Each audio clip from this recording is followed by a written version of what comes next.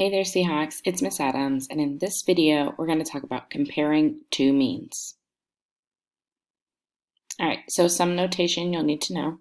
We have population. We have two groups for the population. So we're going to say the mean of the population is mu1.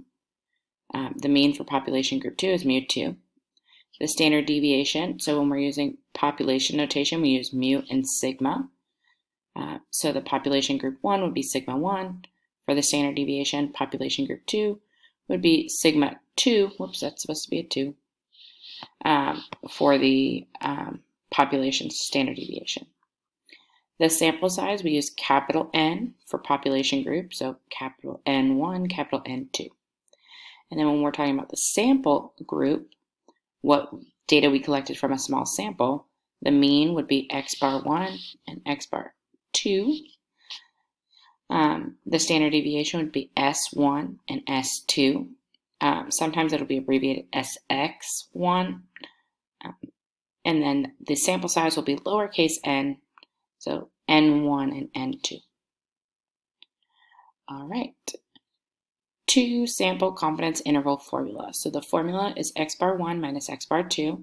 That's your statistic, the difference between the means, plus or minus t star when you're working with means, typically t star, times the standard deviation of the statistic, which would be the square root of S1 squared over N1 plus S2 squared over N2. All right, our conclusion statement, we are blank % confident that the difference between the true population mean, mu1, of put it in context, and the true population mean of mu2, put it in context, is between your lower value and your upper value. Okay, so we have a practice problem here. The owner of P. Buttery has realized that many of his customers want to know how many more calories are in the regular peanut butter sandwiches compared to the reduced fat peanut butter sandwiches. To determine the answer, the owner makes a random sample of 30 sandwiches, each type, and measures the calories. The summary statistics are shown in the table. So we have regular peanut butter sandwiches. We have 30 of them. The mean number of calories is 258.706, and the standard deviation between those 30 sandwiches is 25.236. The reduced fat peanut butter sandwiches, for 30 of them, the mean calorie amount is 214.471, and the standard deviation between those is 25.483. Construct and interpret a 95% confidence interval for the difference in the mean amount of calories in regular peanut butter and reduced fat peanut butter sandwiches. All right, so I'm going to take just my statistics information and I'm doing a 95% confidence interval. So I'm going to follow my 4-step process: state, plan, do, conclude.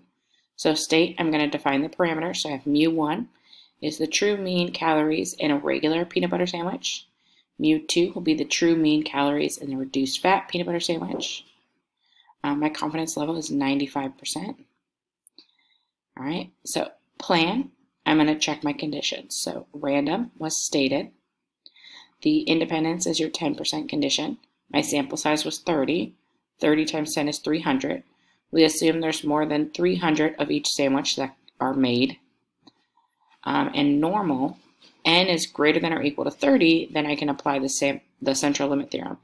And since both sample sizes are 30, the central limit theorem applies, and a normal model is appropriate.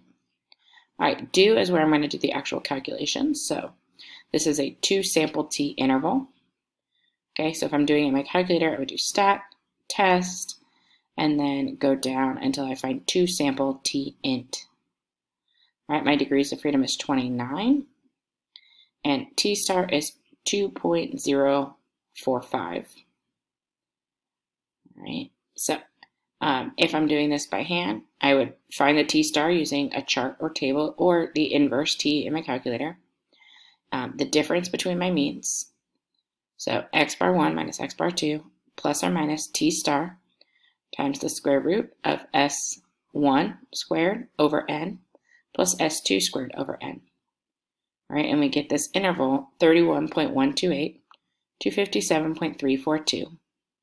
And now we can interpret that interval. So we are 95% confident the difference between the true population means of the two types of peanut butter sandwiches is between 31.128 and 57.342 calories. And to show you what that looks like on your calculator, we're going to go to Stat. We're going to go over to Test.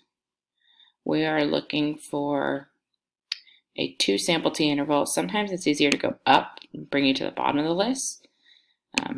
This one's kind of right there in the middle, so it didn't save me a whole lot of time. But oops. All right, so 2 sample t interval. And then we have stats. We don't have data. Data is if we put like a list of data into the list function. We have the stats. So x bar 1 was 258.706. S1 was 25.236. And 1 was 30. And they don't have to be the same sample size. It's nice if you're getting them the same because you don't want one to be much larger than the other, but they do not have to be the same sample size if you're doing it on your own. And 2 is 30, confidence level is 0.95. Pooled, we're always going to just keep it at no for this course. Calculate, and we get our interval. It also gives us our degrees of freedom. Notice your degrees of freedom is not just n minus 1 when you're working with 2 samples. All right, go Seahawks.